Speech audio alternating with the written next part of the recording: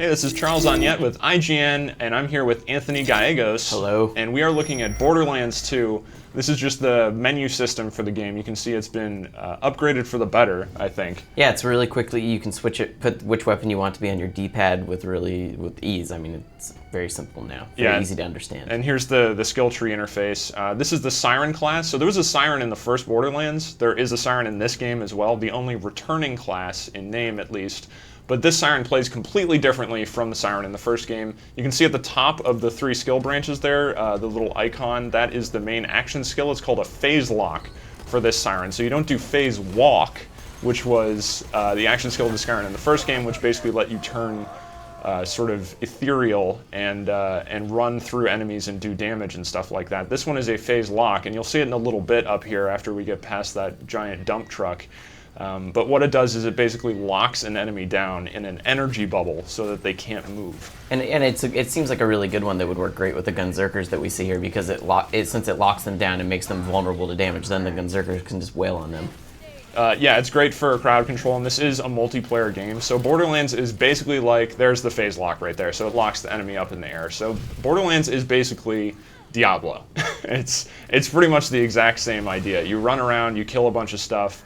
That stuff drops loot all over the place, which you can see right there. Loot explosion. Oh my god, green weapon. You get money, you get all sorts of different weapon types, and you get experience, and you level up, and you develop your character. So it's basically just Diablo as a first-person shooter. And the first game was a lot of fun, had some quirks, but the second game so far is looking pretty great. It looks really nice. And one of the things I want to point out is the weapon models you're seeing here, the firing animations, the reload animations, the type of ammo they shoot out.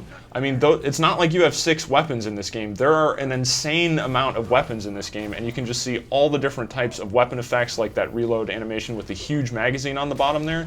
That isn't the same for every, I'm assuming this is a shotgun, for every shotgun you pick up. It's totally different. Right, we saw earlier that sniper rifle, she had actually broken the middle and she inserted a giant yellow cartridge into it. It's like every single one is very unique, very different. Yeah, and you do get elemental effects with the weapons as well. So you get explosive weapons, which is basically just what it sounds like. Weapons have a chance to cause explosions. And then like that weapon right there, it had the little spinning disc in the side of it.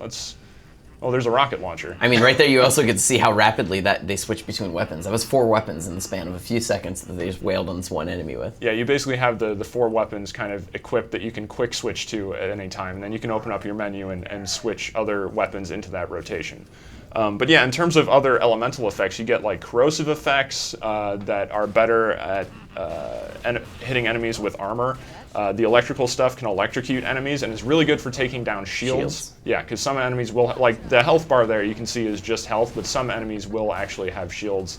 I was going to say, I like too on this enemy how we see like various weak points as well. Like you blasted away the crystals on the leg and then it opened up a vulnerable spot for you to and you can see right there actually the crystals just grew back. So you're constantly in a battle, and this is a larger version of that creature. Obviously there's a smaller one.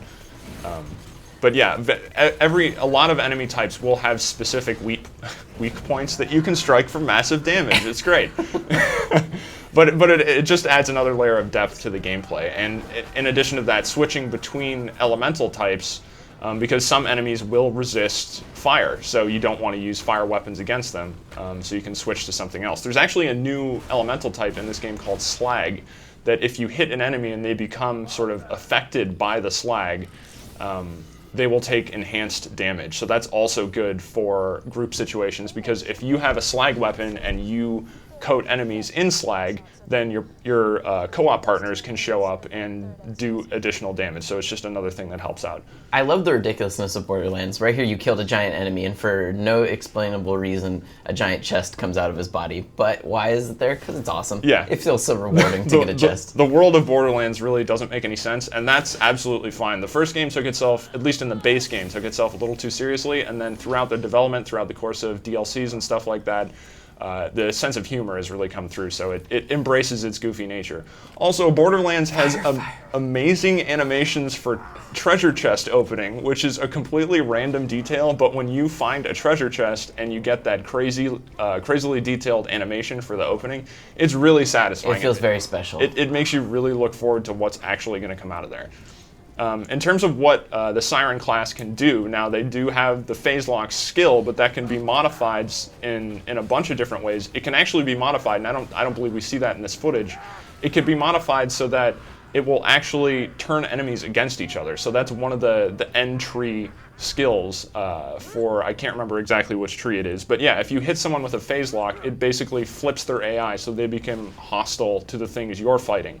That's awesome. Gives her more options than just locking guys down, being one note. Yeah, and I think that's one of the things that developer Gearbox really wanted to do with Borderlands 2 is add more diversity to the skill trees. I mean, maybe not everyone shares this opinion, but I thought the Borderlands skill trees, like, they were cool. There were some bonuses in there that let you differentiate your character builds, but there wasn't a lot that made it feel all that much different. Like, yeah, it seemed like there was like one good build, and the other ones were like, oh, those powers just seem kind of not all that worthwhile. Yeah, I mean, so I think there was room to grow there, and it seems like from what we've seen in the character builds in this game, there's definitely more growth, and that's a good example. Another one is that phase lock bubble that gets thrown up when you activate the skill. One of the other entry sort of modifiers for that actually lets you drop the enemy from the air. So when they're in this state, you can slam them into the ground and they'll do like a fire AoE all over the place. Another thing I think we're getting good ideas, not only did they expand like the powers to be more diverse, but everything's more diverse. The weapons are more diverse, the enemy types, like we've already seen like 8 different enemy types, and I think the first game had